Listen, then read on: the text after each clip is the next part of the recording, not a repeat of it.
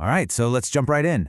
What if I told you that the solution to our very modern, very noisy minds could be found in the writings of a 16th century mystic? I know, it sounds a little out there, but stick with me.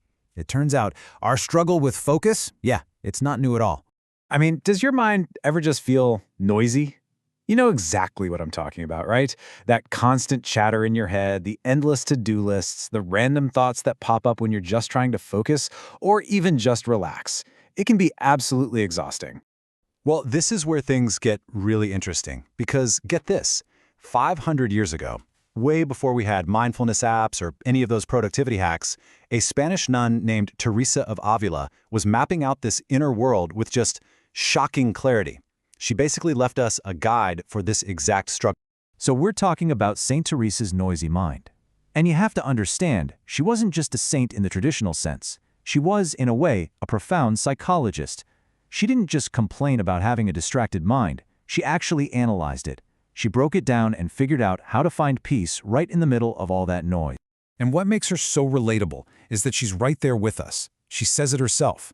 I, myself, have sometimes been troubled by this turmoil of thoughts. She's not talking down to us from some perfect, enlightened state.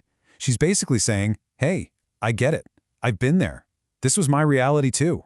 And listen to how she described it. I mean, this is just incredible. She called it the loud noise in my head, like there were a number of rushing waterfalls within my brain. Wow. Does that not perfectly capture that feeling of information overload we all deal with? It's not some dry, dusty old text. It's this incredibly vivid picture of a chaotic mind.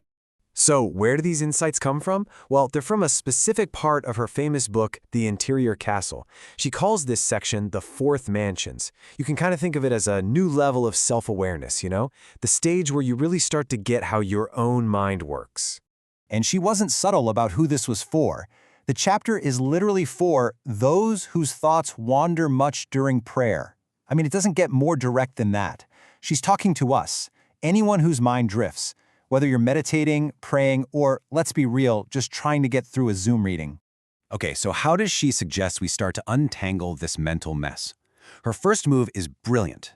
She makes this really important distinction between two kinds of feelings we have when we're trying to be quiet and focused. One she calls sweetness, and the other, divine consolations. All right, first up, sweetness. So what is this? This is a good feeling that we create. It comes from our own effort. Like the satisfaction you get after a really good workout, or that warm feeling after you do something nice for someone. It starts with us. We make it happen. But then you have divine consolations, and this is completely different. This is a kind of joy that just shows up. It's not something we earn or create. It feels like a gift that comes from somewhere else entirely. It begins outside of us and just flows in. So you can see the difference pretty clearly here, right? On one side, you've got the feelings we create, and on the other, the feelings we receive. And this is so important because it's the first step to stop beating ourselves up when we can't just force ourselves to feel peaceful. Sometimes it's not up to us. Okay, so that distinction between what we make and what we receive, it leads directly to her biggest, most powerful insight. Honestly, this is the real game changer. This is the idea that unlocked everything for her, and I think it can for us too. So here it is, the big secret. Your thoughts are not you. Let me say that again. Your thoughts and your soul, they are not the same thing. All that noise, that chaos, which she calls the imagination, that's not your core self. That's just one part of your mind doing its thing. And this breakdown really shows the two faculties within us. On one side, you have the imagination. It's wandering, it's noisy, it's totally uncontrollable. She says it just takes flight. But then, look at the other side, the soul, or what she calls the understanding.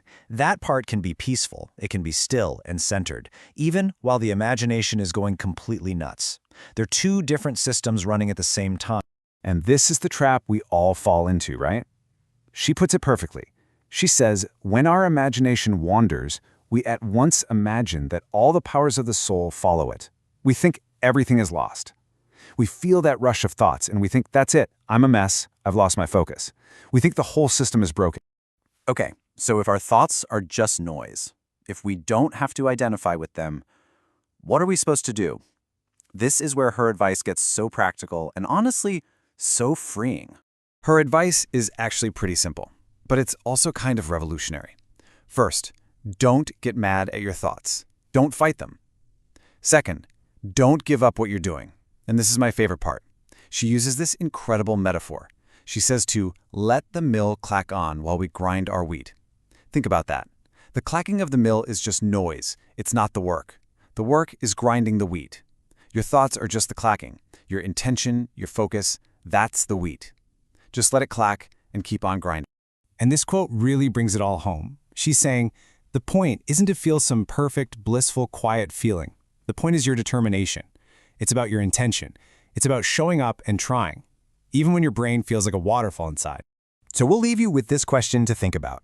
Saint Teresa discovered that her quiet center was always there, just underneath all that noise from the clacking mill of her thoughts. So, in our crazy age of endless distractions and notifications, where is your quiet center?